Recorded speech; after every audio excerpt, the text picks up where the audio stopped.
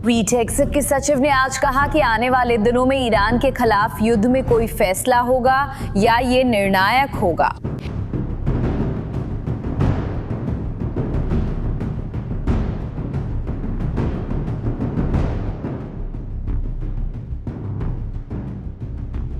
क्या संयुक्त राज्य अमेरिका ईरान पर आक्रमण करेगा? यही सवाल हर कोई पूछ रहा है और आज मैं आपको एक ऐसा जवाब दूंगा जो ज्यादातर चैनल नहीं दे सकते, क्योंकि सच्चाई दरअसल कहीं ज्यादा जटिल, ज्यादा खतरनाक और ज्यादा दिलचस्प है जितनी भी अब तक आपने कोई भी हेडलाइन पढ़ी है। जब आप यह वीडियो देख रहे हैं, 31वीं मरीन फोर्स पहले ही फारस की खाड़ी पहुंच रही है। एक युद्धक समूह, युद्धपोतों और हजारों सैनिकों से बना हुआ 82वीं एयरबोर्न डिवीजन, जो दुनिया की सबसे तेज फोर्स है, अभी सवार हो रही है और 11वीं मरीन फोर्स उसके पीछे आ रही है। कुल मिलाकर 7000 से ज्यादा एलीट सैनिक एक ही जगह की ओर बढ़ रहे हैं। लक्ष्य पहले ही पहचान लिए गए हैं, आदेश मिल चुके हैं और एक समय सीमा भी है, 6 अप्रैल 2026। जब वह समय सीमा आएगी, सब कुछ बदल जाएगा। तो अमेरिका ने अब तक ट्रिगर क्यों नहीं दबाया? जो हो रहा है उसे समझने के लिए आपको इन 3 बलों को जानना होगा। सिर्फ ये क्या है, बल्कि इसका क्या मतलब है जब ये एक ही जगह, एक ही समय पर एक साथ आती हैं। बिना किसी अतिशयोक्ति के 82वीं एयरबोर्न डिवीजन अमेरिकी सेना की सबसे तेजी से तैनात होने के लिए तैयार इकाई है। दुनिया में कहीं भी संकट हो, सबसे पहले वही आगे आती है। इन पैराट्रूपर्स को दुश्मन की जमीन पर बिना चेतावनी या सपोर्ट बेस के 18 घंटे से कम समय में उतरने की ट्रेनिंग मिली है। उन्होंने यह द्वितीय विश्व युद्ध इराक, अफगानिस्तान व पनामा में किया। पूरे डिवीजन में लगभग 20,000 सैनिक है, लेकिन जिसे त्वरित प्रतिक्रिया बल कहा जाता है, वह आदेश मिलते ही कुछ घंटों में आगे बढ़ सकता है। और मार्च 2026 में आदेश आ गया। लेकिन 82वीं अकेले नहीं जाएगी, उसे 2 मरीन टुकड़ियां मजबूत करेंगी। ये उच्च प्रशिक्षित समूह हैं जो समुद्र और हवा के रास्ते स्थानों पर धावा बोलने में विशेषज्ञ होते हैं। पहली टुकड़ी 13 मार्च को जापान से चली, आधा महासागर पार कर अब क्षेत्र में पहुंचने वाली है। वह एक विशाल अमेरिकी युद्धपोत पर यात्रा कर रही है, जो इतना बड़ा है कि वह एक विमान वाहक पोत की तरह काम कर सकता है। कुछ दिन बाद दूसरी टुकड़ी कैलिफोर्निया से एक और शक्तिशाली जहाज पर रवाना हुई। वह रास्ते में है। मिलकर इन दोनों सेनाओं में 4500 से अधिक सैनिक हैं। हेलीकॉप्टरों, ऐसे वाहन जो जमीन और पानी दोनों पर चलते हैं, तोपखाने और विमानन के साथ करीब 7000 चुनिंदा सैनिक एक ही जगह की ओर बढ़ रहे हैं। और यहाँ एक बहुत ही महत्वपूर्ण बात है जो आपको जाननी चाहिए। देखिए, अमेरिका के लिए एक ही समय में इतने बड़े 2 समूहों को एक ही क्षेत्र में भेजना बेहद दुर्लभ है। अमेरिका के पूर्व उप रक्षा सचिव मिक मुलरॉय ने सार्वजनिक रूप से कहा कि यह दर्शाता है कि कुछ बड़ा चल रहा है। कोई इन यूनिट्स के साथ कुछ करने की योजना बना रहा है और दोनों चाहिए। लेकिन फिर सवाल उठता है, आखिर करना क्या है? ठीक ठीक। और यहीं पर चीजें वाकई में दिलचस्प हो जाती हैं, क्योंकि सभी की निगाहें अमेरिकी, ईरानी, चीनी और रूसी एक ही जगह पर टिकी हुई है। एक छोटा सा द्वीप जो दुनिया के लिए लगभग अनजान है, वही इस संघर्ष को खत्म करने की कुंजी हो सकता है या इसे और भी बड़ा बना सकता है। उसका नाम है खर्ग। एक कोरल द्वीप है जिसका क्षेत्रफल केवल 22 वर्ग किमी है, जो हमारे बड़े शहरों के कई मोहल्लों से भी छोटा है। यहाँ आबादी 20,000 से कम है और कोई पर्यटक समुद्र तट नहीं है। ये एक ऐसी जगह है जहाँ प्राचीन इतिहास और अरबों का तेल एक साथ मौजूद है और इस समय ये शायद धरती का सबसे रणनीतिक टुकड़ा है। इसका कारण सीधा है। ईरान द्वारा निर्यात किए जाने वाले पूरे तेल का 90% इसी से होकर गुजरता है। हर दिन यह द्वीप 115 मिलियन डॉलर से भी ज्यादा का तेल व्यापार करता है। 10 सुपर टैंकर एक साथ तेल लाद सकते हैं। आसपास के गहरे पानी इन विशाल जहाजों को यहाँ रुकने की अनुमति देते हैं, जो कि ईरान के अधिकांश तट पर संभव नहीं है।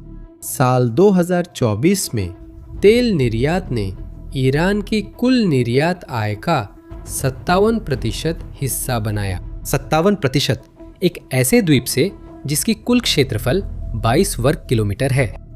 इसलिए जो खार्ग द्वीप नियंत्रित करता है वही ईरानी शासन के पैसे को नियंत्रित करता है। अमेरिकी तर्क सीधा है। इस द्वीप पर कब्जा करना मतलब ईरान की आधे से ज्यादा आय को काट देना। विशेषज्ञों के मुताबिक इस पैसे के बिना शासन कुछ महीनों में गंभीर वित्तीय संकट में फंस जाएगा। लेकिन यहाँ एक तथ्य है जो आपको चौंका देगा और जिसे ज्यादातर चैनल नहीं बता रहे हैं। तेल की कीमत $120 प्रति बैरल से ऊपर है, जो खुद युद्ध की वजह से है। ईरान अब पहले से कहीं ज्यादा पैसा कमा रहा है जितना कि संघर्ष शुरू होने से पहले कमा रहा था। तेल से होने वाली दैनिक आय 115 मिलियन डॉलर से बढ़कर लगभग 139 मिलियन डॉलर हो गई है। इस शासन ने एक वैश्विक ऊर्जा संकट पैदा कर दिया है और ये उससे मुनाफा कमा रहा है। ये आंशिक रूप से समझाता है कि ईरान बातचीत करने में जल्दी क्यों नहीं कर रहा है। ईरान ये जानता है और वो कार्रवाई कर रहा है। पिछले कुछ दिनों में अमेरिकी खुफिया एजेंसी द्वारा प्राप्त तस्वीरें दिखाती हैं कि ईरान बहुत तेजी से खार्ग को मजबूत कर रहा है। सैनिकों या वाहनों के छूते ही फटने वाली बारूदी सुरंगें समुद्र तटों पर दबाई जा रही है। ठीक वही जहां अमेरिकी सेना को उतरना पड़ सकता है। वायु रक्षा प्रणालियों को फिर से तैनात किया गया है और अधिक सैनिक द्वीप पर पहुंच गए हैं। ईरानी संसद के प्रवक्ता ने सीधा बयान दिया, हम क्षेत्र में सभी अमेरिकी गतिविधियों पर करीब से नजर रख रहे हैं। हमारे क्षेत्र की रक्षा के लिए हमारे संकल्प की परीक्षा न ले, लेकिन इस रक्षा में ईरान के लिए एक बहुत बड़ी समस्या है। 13 मार्च को संयुक्त राज्य अमेरिका ने पहले ही द्वीप की लगभग पूरी मूल सैन्य संरचना को नष्ट कर दिया था। मिसाइल डिपो, बारूदी सुरंगों के भंडार, वायु रक्षा प्रणाली, एक हेलीकॉप्टर हैंगर, हवाई अड्डे का नियंत्रण टावर। ईरान अब जो बना रहा है वह काम चलाऊ है। हमलों के बाद जो बचा था उसी से जल्दबाजी में बनाया गया है और एक जोखिम है जिसे ईरान शायद नहीं उठाएगा, लेकिन जो सामने है। अमेरिकियों के पहुंचने से पहले अपनी ही तेल सुविधाओं में आग लगा देना। जिस पर दुश्मन कब्जा करना चाहता है उसे नष्ट कर दो। ठीक वही जो सद्दाम हुसैन ने 1991 में कुवैत के तेल क्षेत्रों के साथ किया था। लेकिन इससे खुद शासन की मुख्य आय का स्रोत भी वर्षों के लिए नष्ट हो जाएगा। ये एक चरम विकल्प है। संभव है, लेकिन इसकी कीमत बहुत ज्यादा चुकानी पड़ेगी। ईरान के पास फैसला करने के लिए कई हफ्ते थे। जलडमरू मध्य खोलना और वार्ता करना या अगले स्तर का सामना करना। उसने इंतजार करने का फैसला किया और अब अगला स्तर सचमुच समुद्र के पार से आ रहा है। लेकिन फिर संयुक्त राज्य अमेरिका वास्तव में क्या करने जा रहा है?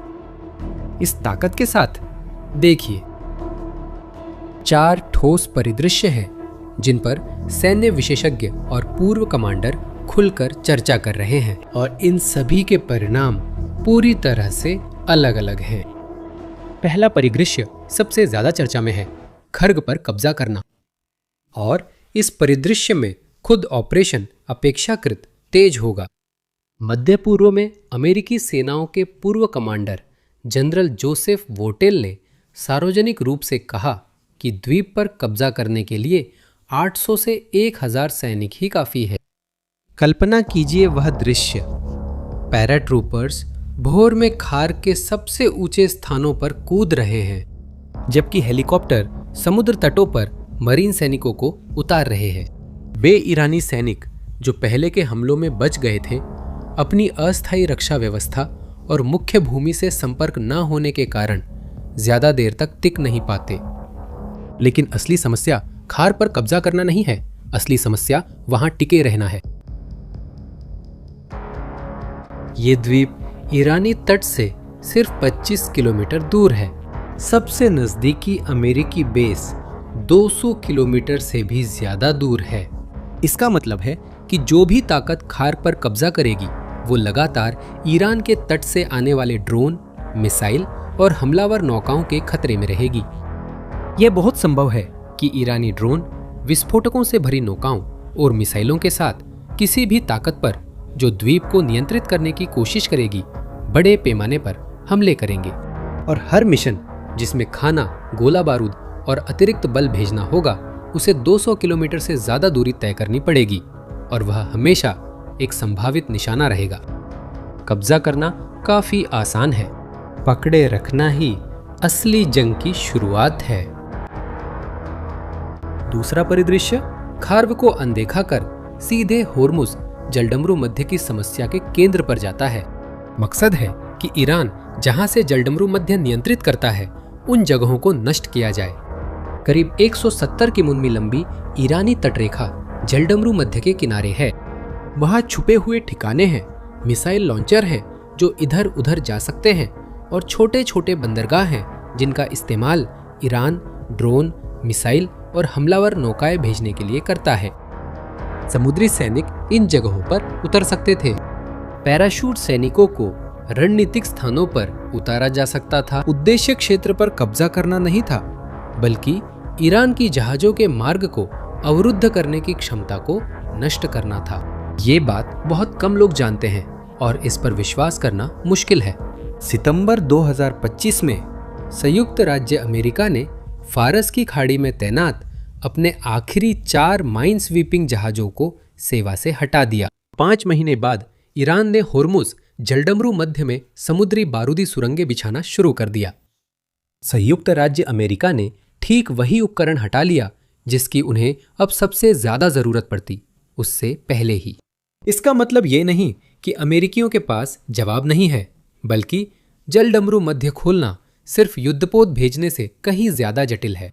यहाँ एक द्वीप है जिसका नाम केश्म है। इसका जिक्र कम लोग करते हैं। केश्म फारस की खाड़ी का सबसे बड़ा द्वीप है। ये एक पर्यटन स्थल भी है, लेकिन इन सब के नीचे चट्टानों में 500 मीटर तक की गहराई में दफन, खुद ईरानी शासन के बयानों के अनुसार वहां वह है जिसे सैन्य अधिकारी मिसाइल शहर कहते हैं। एक विशाल सुरंगों का नेटवर्क जिसमें अंदरूनी पटरियां हैं, जहां ईरान उन मिसाइलों को रखता और दागता है जो जलडमरू मध्य को वाणिज्यिक जहाजों के लिए पार करना असंभव बना रही हैं। केश्म पर कब्जा करना, इस क्षमता को जड़ से नष्ट करना होगा, लेकिन इसका मतलब यह भी है कि उस इलाके में लड़ना जिसे ईरानी अंदर से सचमुच अच्छी तरह जानते हैं। तीसरा परिदृश्य ज्यादा शांत है, लेकिन कम खतरनाक नहीं है।